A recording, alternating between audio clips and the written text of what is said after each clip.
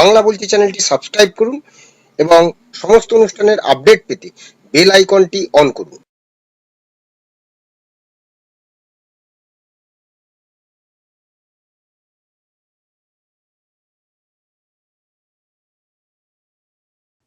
নমস্কার, বাংলা বলছি চ্যানেলে আপনাদের স্বাগত। আজ তৃতীয়া, আর মণ্ডপে মণ্ডপে মা দুর্গা এসে গেছেন, উদ্বোধন হয়ে গেছে, উৎসব শুরু হয়ে গেছে। কিন্তু এই যে আরজিকর কাণ্ড, সেই আরজিকর কাণ্ডের পরে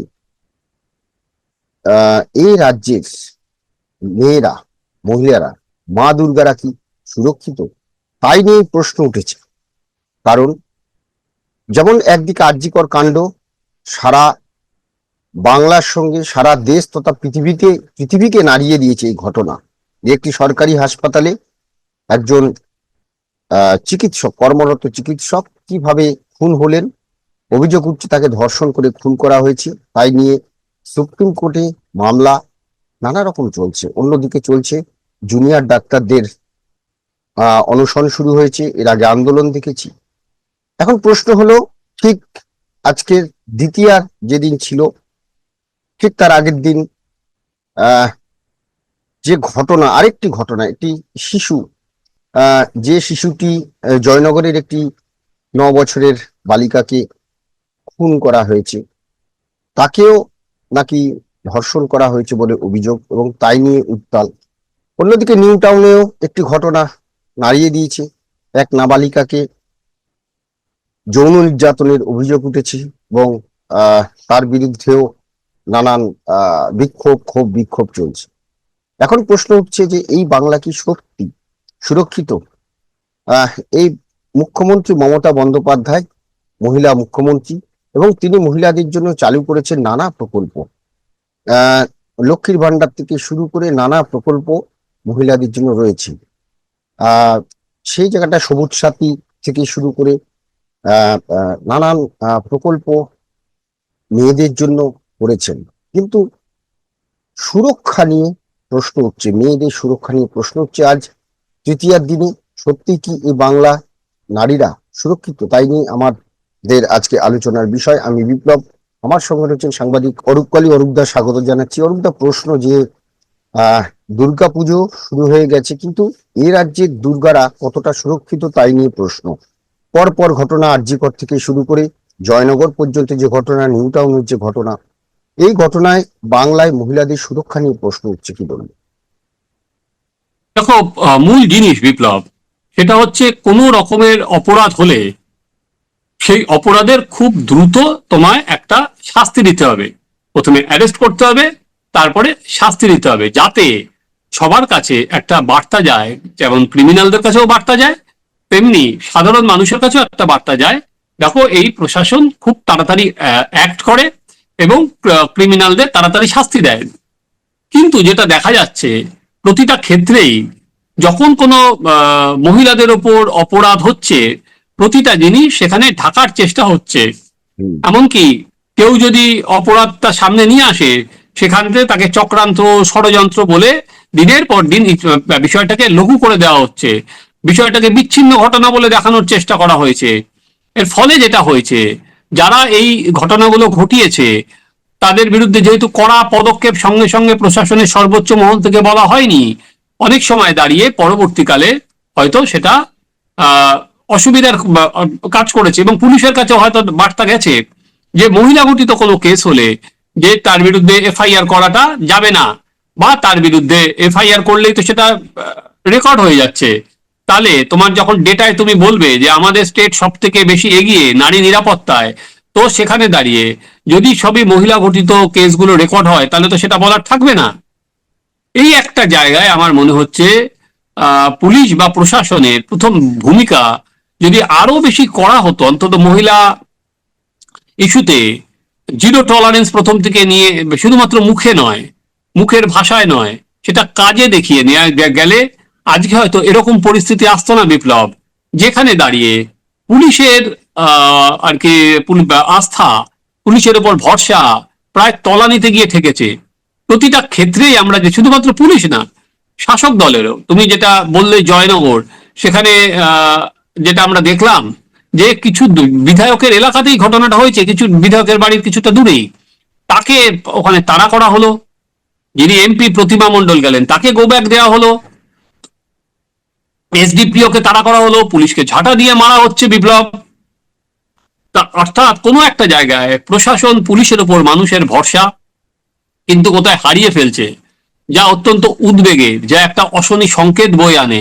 কারণ এরকম নয়, আমি যদি বলি আজকে এটা বিচ্ছিন্ন ঘটনা, তাহলে বোধহয় সেটা ভুল।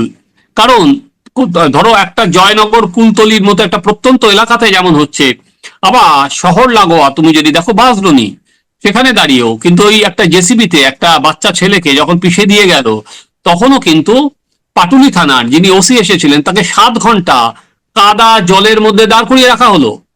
এ দেখাই যায় না বিপ্লব। আর কি পুলিশের ওপর রাগ কতটা, যে একজন পুলিশ কর্মীকে কাদা জলের ওপর আটকে রাখা হচ্ছে এবং সেখানে অন্য পুলিশরা তার রেস্কিউতে আসছে না, কারণ ওখানে জনরোষ আছে, এটা ভেবেই তো রেস্কিউতে আসেনি। একদম। তো সেখানে দাঁড়িয়ে আমি আবারও বলছি, এই সিগন্যাল গুলো কিন্তু ভালো নয়। কারণ পুলিশের ওপর যদি আস্থা হারিয়ে যায়, তাহলে নৈরাজ্যের জন্ম দেয়, এবং তাহলে অ্যান্টি ন্যাশনাল যেগুলো ফোর্স, তারা অনেক বেশি উৎসাহিত হয়। আমরা দিনের পর দিন দেখেছিলাম বিপ্লব, এখানে মাওবাদীরা কিভাবে মাথাচাড়া দিয়েছিল বিস্তীর্ণ এলাকায়, সেটা কিন্তু এখন মাওবাদীরা নেই সেখানে দাঁড়িয়ে। আজকে পশ্চিমবঙ্গ অনেক মাওবাদী মুক্ত। আমরা যখন ছত্তিশগড়ে দেখছি মাওবাদী অপারেশন হচ্ছে, আমরা কিন্তু বলতে পারি যে আমাদের এখানে মাওবাদী নেই। কিন্তু এই অরাজক পরিস্থিতির সুযোগ নিয়ে যে ভারত বিরোধী ফোর্স, রাজ্য বিরোধী ফোর্স, তারা কিন্তু শক্তিশালী হওয়ার একটা জায়গা পেয়ে যেতে পারে। আশঙ্কাটা সেই জায়গাতে বিপ্লব। হ্যাঁ, এই জায়গা থেকে আমরা পুলিশের প্রতি তো মানুষের একটা ক্ষোভ, কিন্তু প্রশ্ন হচ্ছে যে শাসক দল, তুমি যেটা বললে সত্যি, যে কোনো বিষয়টাকেই একটা বলে দেওয়া হয় যে চক্রান্ত, ষড়যন্ত্র, সেটা বিভিন্ন ঘটনাতে আমরা দেখেছি।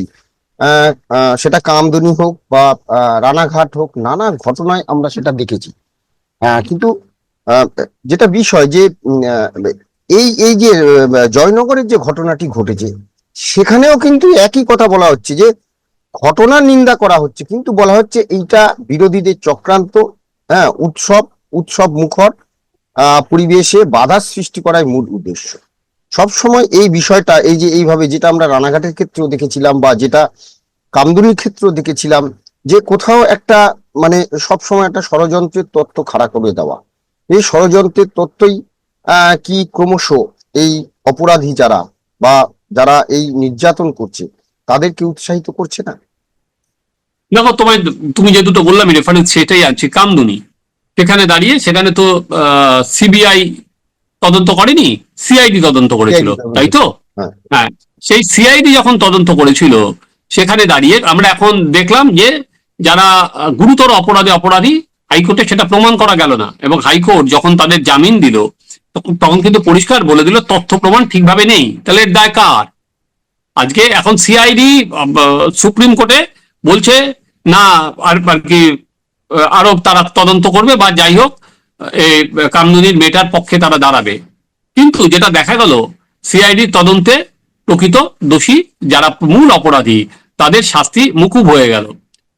একইভাবে পুলিশের কাজ যদি তুমি দেখো, হচ্ছে অভয়ার ক্ষেত্রে প্রতিটা পদে, প্রতিটা ক্ষেত্রে যেটা হচ্ছে, পুলিশের কাজ কিন্তু আর কি চ্যালেঞ্জের সামনে পড়ছে বা প্রশ্নের সামনে পড়ছে। বিশেষ করে অভয়া কাণ্ডে অলরেডি যেখানে একজন ওসি, প্রাক্তন ওসি গ্রেপ্তার হয়ে যায়, এবং আরো একাধিক পুলিশ আধিকারিককে রেখে জিজ্ঞাসাবাদ করা হয়, এবং বলছে যেটা সিবিআই এর যেটা আদালতে বলেছে যে টালা থানায় মিটিং করে তথ্য প্রমাণ নষ্ট করা হয়েছে, সেখানে তো সে জায়গায় বারবার করে পুলিশের ভূমিকা কিন্তু একটা জায়গায় এসে যায়, যে পুলিশ কি আইনের শাসন দিতে চায়, নাকি পুলিশ শুধুমাত্র শাসক দল যা বলবে সেই অনুযায়ী কাজ করতে চায়। এবার দেখো, এইটা পুরোটাই একটা রাজনৈতিক সংস্কৃতি। ফলে তোমাকে রাজনৈতিক সদিচ্ছা থাকতে হবে। রাজনৈতিক সদিচ্ছা না হলে পুলিশ কিন্তু কাজ করবে না। আজকে যেটা এসে দাঁড়াচ্ছে, যে পুলিশের মূল কাজ তো ল অ্যান্ড অর্ডার রক্ষা করা। সেই ল অ্যান্ড অর্ডার রক্ষা করাটাই যদি আজকে পুলিশের কাজ থেকে তারা দূরে সরে যায়, তা বা অন্য কাজের তাদের উপর ভার এসে পড়ে, তাহলে সেক্ষেত্রে আলটিমেট ক্ষতিটা কিন্তু যেমন আর কি রাজ্যের মানুষের, তেমনি হ্যাঁ, তেমনি তার ভাবমূর্তিতে কিন্তু কালি লাগে প্রশাসনের। আজকে ধরো এটা তো একেবারে খুব খারাপ লাগছিল আমার দেখতে, যখন পুলিশদের তাড়া করছে, তো সেখানে দাঁড়িয়ে পুলিশদের ওপর ভরসা কেন উঠে গেল? আজকে ধরো যখন এই 9 বছরের নাবালিকা যখন পোস্টমর্টম হচ্ছে, তখন বলা হচ্ছে বডি প্রিজার্ভ করা হবে, কারণ পুলিশের বা এদের যারা ময়না তদন্ত করছে তাদের উপর ভরসা নেই। এবং ওই একটা জায়গায় যে আরজি করের কাণ্ড, যে প্রত্যেকের চোখ খুলে দিয়েছে, যে একটা ময়না তদন্তের রিপোর্ট, একটা সুরাথাল রিপোর্ট, যে বলা হচ্ছে সব ম্যানুপুলেট করা হয়েছে সেখানে দাঁড়িয়ে। তো সেখানে দাঁড়িয়ে ফলে এই যে ভরসা উঠে যাওয়া, এটা কিন্তু খুব ক্ষতিকর। ফলে যে কোনো জিনিস, ছোট স্পার্ক, সেটা কিন্তু দেখবে তুমি দাউ দাউ করে জ্বলতে শুরু করবে। আমি বারবার করে বলছি বিপ্লব, এইটা কিন্তু জল অনেক দূর গড়িয়ে গেছে। ফলে যদি কড়া পদকেই, যে ধরো এই যে যে ছেলেটি গ্রেপ্তার হয়েছে জয়নগর কাণ্ডে, তাহলে এতদিন ধরে তো বলা হচ্ছিল যে অভয়ার সময় 7 দিনের মধ্যে ফাঁসি দিয়ে দেওয়ার হবে, তাই না? তাই তো বলেছিলেন মুখ্যমন্ত্রী যে 7 দিনের মধ্যে আমাদের হাতে কেস থাকলে 7 দিনের মধ্যে আমরা ফাঁসি দিয়ে দিলাম। তাহলে এটা করে দিক, এটা ফাস্ট ট্র্যাক কোর্টে 7 দিন না হলে 15 দিন, 15 দিন না হলে 1 মাস, তাহলে 1 মাসের ওপর তাদের এর শাস্তির সাজা দিয়ে দিক। তাহলে তো রাজ্যের বা রাজ্যবাসীর কাছে যাবে, দেখো না রাজ্য কতটা তাড়াতাড়ি করতে পারে। ফলে দেখা রাজ্য সেটা পারে কি পারে না। একদম।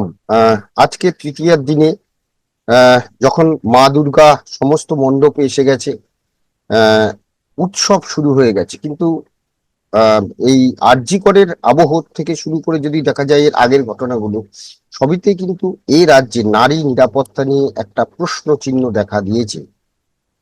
হয়তো দেখা যায় যে কেন্দ্রের নানান যে সমস্ত নারীদের নিয়ে রয়েছে, সেখানে দেখাচ্ছে যে এই রাজ্যে নারী সুরক্ষায় প্রথম বা শীর্ষস্থানে রয়েছে এরকম দেখানো হচ্ছে, কিন্তু সেইটা দেখাতে গিয়ে রাজ্যের নারীদের সুরক্ষা প্রশ্নের মুখে পড়ছে। সেটাই এখন দেখার যে আগামী দিনে প্রশাসন কি ব্যবস্থা নেয়। সবাইকে শারদীয়ার শুভেচ্ছা। ধন্যবাদ অরূপদা, ধন্যবাদ আপনাদের। সবাই ভালো থাকবেন। নমস্কার।